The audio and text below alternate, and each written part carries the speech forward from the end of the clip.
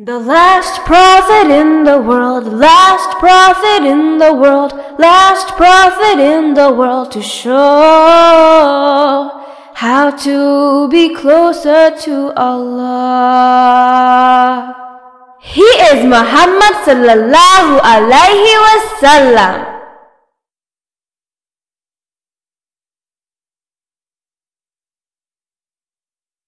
তাওর পাহাড়ের গুহাতে লুকিয়ে থাকার পর মুহাম্মদ সাল্লাল্লাহু আলাইহি ওয়াসাল্লাম, আবু বকর রাদিয়াল্লাহু আনহু, তার চাকর আমির এবং তাদের সাহায্যকারী আব্দুল্লাহ অনেক রাতে মদিনার দিকে যাত্রা শুরু করেন।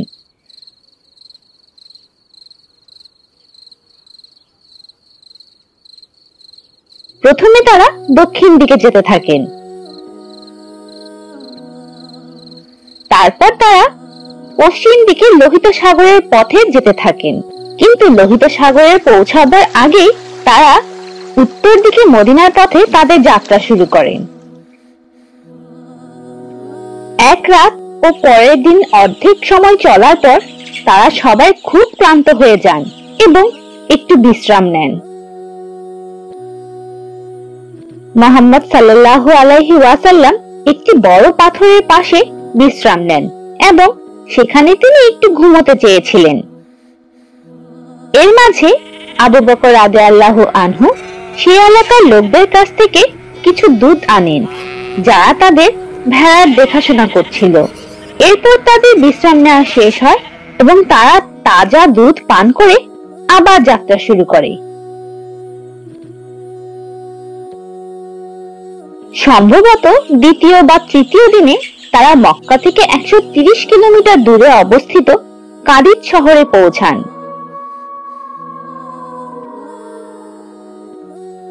তারা অনেকদিন ধরে পথ চলছিলেন, এজন্য তারা খুবই তৃষ্ণার্ত ও ক্ষুধার্ত ছিলেন। পথে তারা একজন মহিলা দেখতে পান এবং তাকে জিজ্ঞেস করেন যে তিনি তাদের কিছু খাবার বা পানীয় দিতে পারবেন কিনা।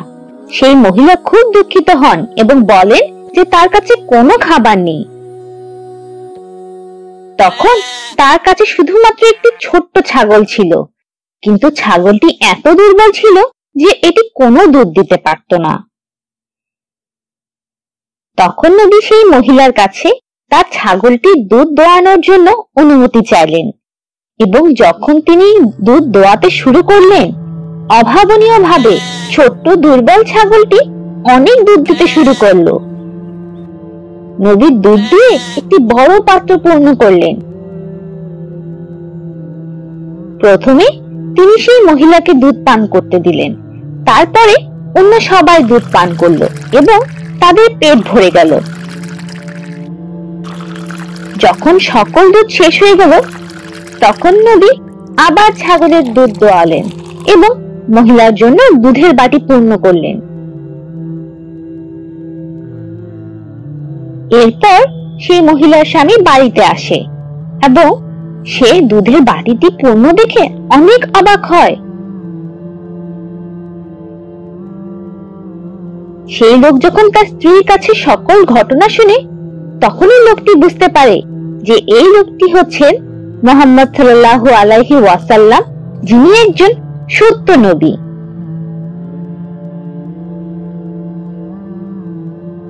তৃতীয় দিনে মক্কায় কিছু অদ্ভুত ঘটনা ঘটে। লোকেরা রাস্তার মাঝখানে একটি আওয়াজ শুনতে পায়, কিন্তু আওয়াজ কোথা থেকে আসছে লোকেরা তা বুঝতে পারছিল না, কারণ সেই আওয়াজটি একটি ফেরেশতার ছিল।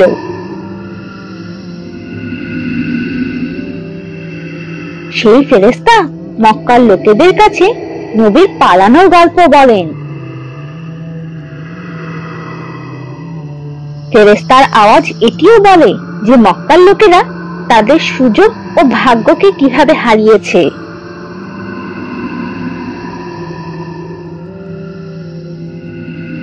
যখন নবী ও তার লোকেরা কাদিজ শহর থেকে চলে যায়, তখন সুরাকা নামের একজন লোক তাদের ব্যাপারে জানতে পারে। নবী সাল্লাল্লাহু আলাইহি ওয়াসাল্লামকে ধরার জন্য এবং তাদের মক্কায় ফিরিয়ে এনে অনেক বড় পুরস্কার পাওয়ার জন্য সে একটি খারাপ পরিকল্পনা করে।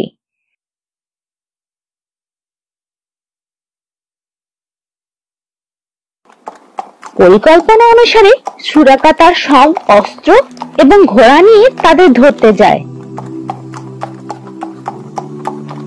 কিন্তু হঠাৎ সে মাটিতে পড়ে যায়। সে খুব অবাক হয় এবং ভাবে যে তার ভাগ্য খারাপ, তাই এমন হয়েছে। কিন্তু সে এরপরও পুরস্কারের 100 উট পেতে চেয়েছিল। তাই সে আবার ঘোড়ার উপর উঠে বসে এবং নবীকে ধরার জন্য যেতে থাকে।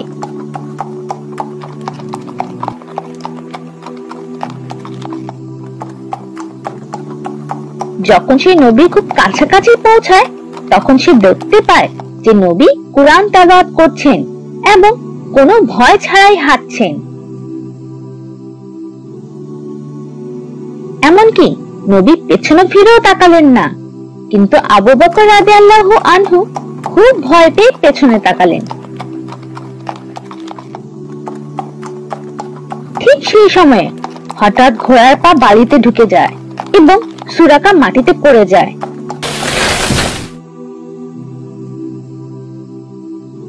সে বালি থেকে টেনে ঘোড়ার পা বের করার অনেক চেষ্টা করে। যখন সে ঘোড়ার পা টানলো, তখন সেখান থেকে ধোঁয়ার মতো বালি উঠে আসতে থাকে।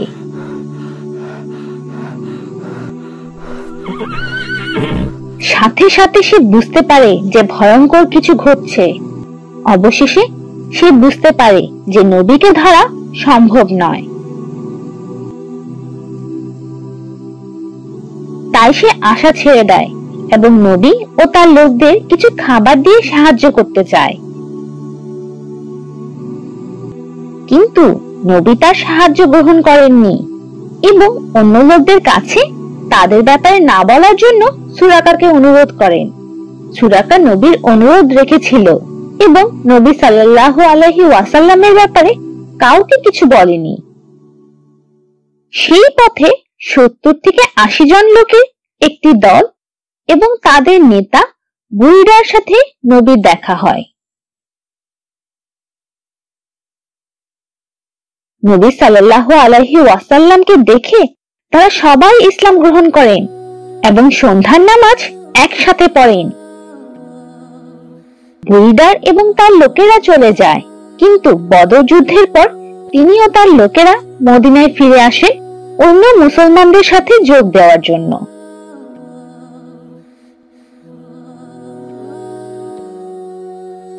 এরপর নবী সাল্লাল্লাহু আলাইহি ওয়াসাল্লাম আরদ শহরের কাছে পৌঁছান এবং চলার পথে নবীর সাথে আবু তামিমের দেখা হয়। তিনিও একজন মুসলমান হন। যখন আবু তামিম নবীর সাথে দেখা করেন, তখন তিনি দেখতে পান যে নবী সাল্লাল্লাহু আলাইহি ওয়াসাল্লামের একটি উট অনেক দুর্বল হয়ে গেছে। তাই নবীকে আবু তামিম ভালো একটি উট দেন এবং তিনি দুর্বল উটটি নিয়ে যান। এছাড়াও উটের সাথে তিনি রাসূলকে মদিনায় যেতে সাহায্য করার জন্য মাসউদ নামের একজন দাস দিয়েছিলেন।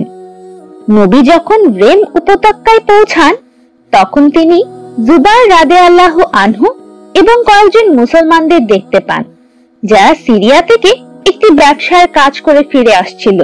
জুবাইর রাদিয়াল্লাহু আনহু তাদের দেখতে পেয়ে এত খুশি হলেন যে তিনি নবী ও আবু বকর রাদিয়াল্লাহু আনহুকে উপহার হিসেবে কিছু সাদা কাপড় দিলেন। অবশেষে দীর্ঘ 7 দিন পথ চলার পর 8ই রবিউল আউয়াল সোমবার বা ইংরেজি 622 খ্রিস্টাব্দের 23শে সেপ্টেম্বর নবী মুহাম্মদ সাল্লাল্লাহু আলাইহি ওয়াসাল্লাম কুবা শহরে পৌঁছান, যেটি মদিনার সীমান্তের একটি শহর ছিল।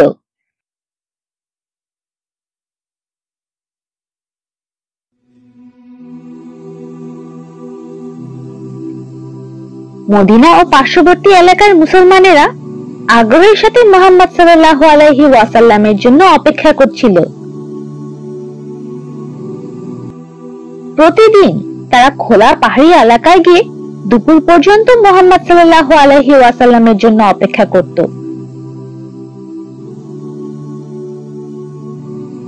দুপুরের সময় যখন সূর্য সরাসরি তাদের মাথার উপর চলে আসতো তখন তাদের অনেক গরম লাগতো এবং তারা ঘরে ফিরে যেত।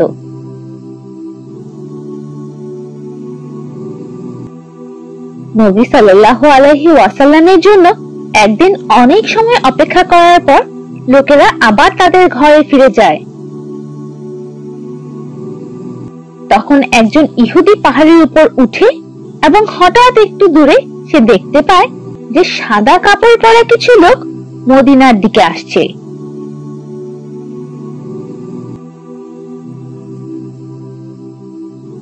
সেই ইহুদি লোকটি এই খুশির খবর দেওয়ার জন্য সকল মুসলমানদের ডেকে পাঠায়। সকল মুসলমানেরা তাদের ঘর থেকে ছুটে যায় নবীকে দেখার জন্য এবং তারা আনন্দধ্বনি করতে থাকে নবীকে স্বাগত জানানোর জন্য। কুবা শহরের মুসলমানেরাও নবীকে স্বাগত জানায়। তাই তিনি কুবা শহরে থামেন এবং ডান দিকে যেতে থাকেন, যেটি আমর বিন আউফের এলাকা ছিল। মুসলমানেরা তাকে এভাবে স্বাগত জানাচ্ছে দেখে মুহাম্মদ সাল্লাল্লাহু আলাইহি ওয়াসাল্লাম অনেক খুশি হন। মদিনা ও কুবা থেকে প্রায় সবাই তার কাছে এসেছিল। অবশেষে নবীত্বের 14তম বছরে মুহাম্মদ সাল্লাল্লাহু আলাইহি ওয়াসাল্লাম দেখলেন যে ইসলাম তার জন্য প্রথম নিরাপদ স্থান পেয়েছে। সেখানে কুলসুমের বাড়িতে তিনি 4 দিন থাকেন।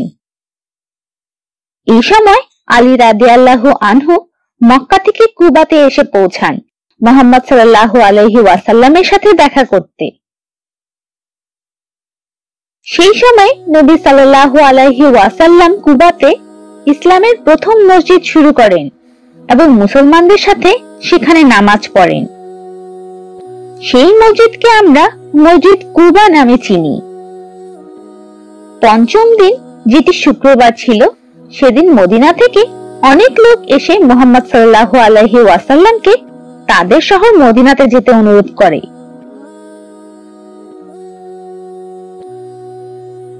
মদিনা যাওয়ার পথে শুক্রবারের নামাজ বা জুম্মার নামাজের সময় হয়ে যায়। মুহাম্মদ সাল্লাল্লাহু আলাইহি ওয়াসাল্লাম তার প্রায় 100 মুসলমানকে সাথে নিয়ে সেখানে নামাজ আদায় করেন। নবী যেখানে জুম্মার নামাজের ইমামতি করেন সেই জায়গাটিতে মসজিদ আল জুম্মা নামে একটি মসজিদ বানানো হয়। জুম্মার নামাজ আদায় করার পর মুহাম্মদ সাল্লাল্লাহু আলাইহি ওয়াসাল্লাম আবার তার যাত্রা শুরু করলেন, যাতে তিনি রহমতের শহরে পৌঁছাতে পারেন।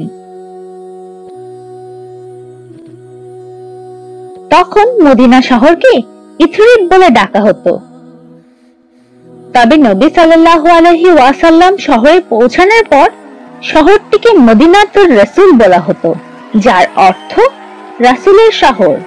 তাই ছোট করে একে মদিনা বলা হয়। যখন নবী মদিনায় প্রবেশ করেন তখন ছেলে, মেয়ে, শিশু সবাই তার জন্য অপেক্ষা করছিল এবং শেষ নবী মুহাম্মদ সাল্লাল্লাহু আলাইহি ওয়াসাল্লামকে তারা স্বাগত জানায়।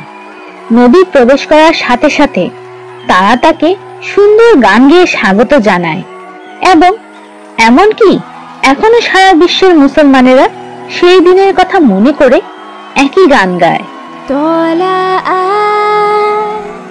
بدر علينا من ثنيات